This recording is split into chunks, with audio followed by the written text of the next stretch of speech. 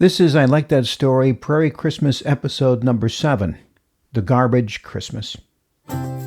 This A Prairie Christmas episode of I Like That Story is brought to you by Evolution Consulting, nationwide consulting for style, speaking, and stage.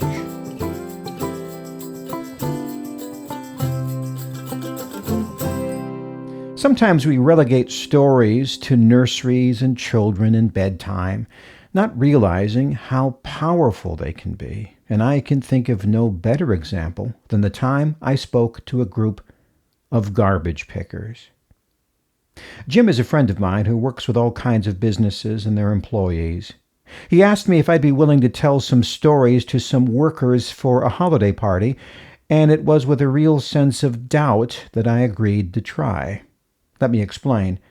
The holiday party was at a garbage sorting facility, and it really wasn't a party. It was just a regular weekly meeting where safety compliance issues were discussed and where Jim asked maybe, since it was Christmas, if he could add a little holiday cheer. So there I was.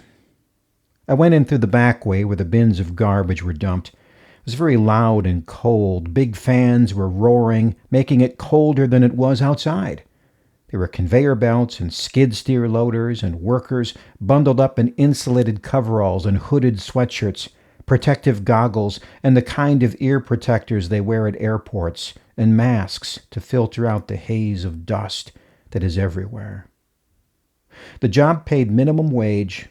It's loud, dangerous work.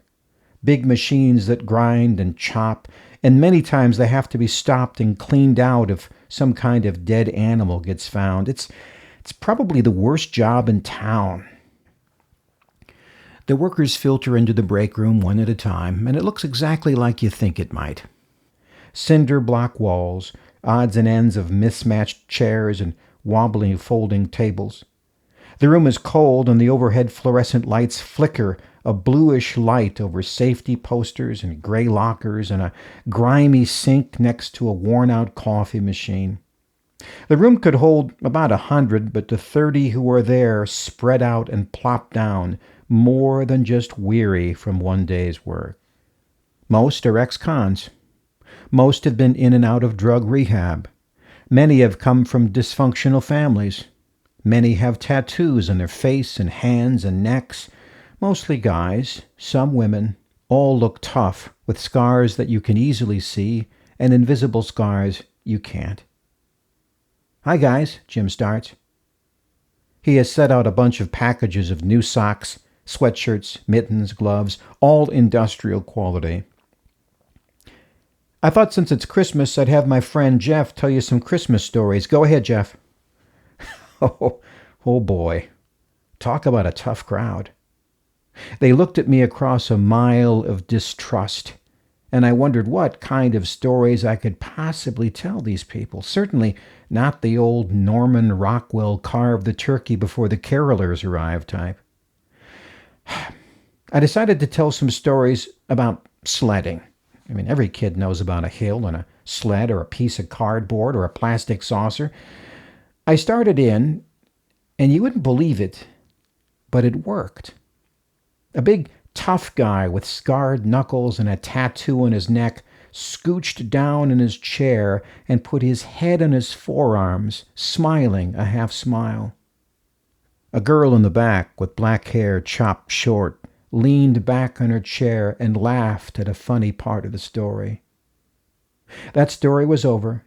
Jim drew names, and a few people got up and picked a piece of clothing, and then he said Merry Christmas, and they sat down, and I told another story. In 20 minutes, Jim was out of presents, and I was out of stories. But they still sat there, looking at me. A fella said, "You got another story?" I didn't, but I improvised a little something. I said, Christmas is a time of giving, and probably the simplest thing you can give is a greeting." I approached the person in front, a small, wiry guy with long gray hair, and said, "Stick out your hand and look them in the eye long enough to see what color their eyes are, and then say, 'Merry Christmas.'" I stuck out my hand, and the guy looked startled. his eyes a watery blue. "Merry Christmas," I said. And then, after the briefest of pauses, he grabbed my hand and said, "Merry Christmas." He held my hand like it was a rope he was grabbing onto. Finally, he let go, and I did it again, this time to the tough guy with the scarred knuckles. He, too, grabbed my hand with an earnestness that almost startled me.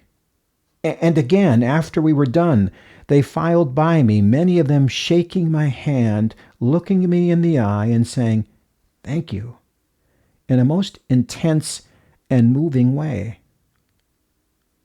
After they left, Jim explained, "Look at these guys. They live in isolation. They have failed many times and they know it. They've been called losers and are trying to decide if they will try to get better or just give up. What they can't bear is to hear one more time that they are failures, to be looked at in a way that says, 'Get a job,' or 'Call the cops,' or 'Stay away from that guy.'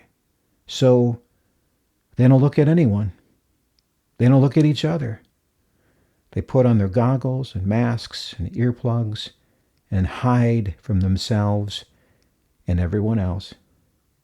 But your stories reminded them of who they used to be a long time ago.